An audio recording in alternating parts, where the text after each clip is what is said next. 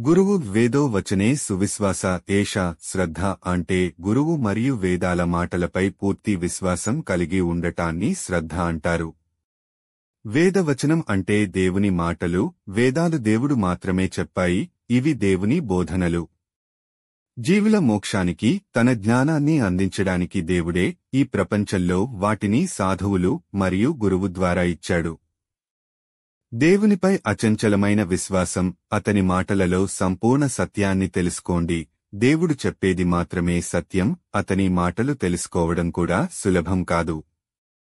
సిద్ధుడికి మాత్రమే సిద్ధ భాష తెలుసు. అంటే జ్ఞానం ఉన్న గురువు తప్ప మరెవరూ దేవుని వేదాల పదాల యొక్క సాహిత్య అర్థాన్ని తెలుసుకోలేరు. కథకుడు ఏమి చెప్పాడో అతని జ్ఞానం యొక్క ఏ కోణం నుండి కథకుడు పదాలుగా అల్లడం ద్వారా ఏ జ్ఞానం చెబుతున్నాడో అది సాహిత్యపరమైన అర్థం.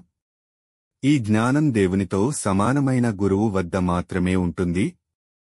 గురువు, వేదాలు మరియు భగవంతునిపై విశ్వాసం ఉంచడం ద్వారా మాత్రమే మనం అమృత రూపంలో వేదాల జ్ఞానాన్ని పొందగలం.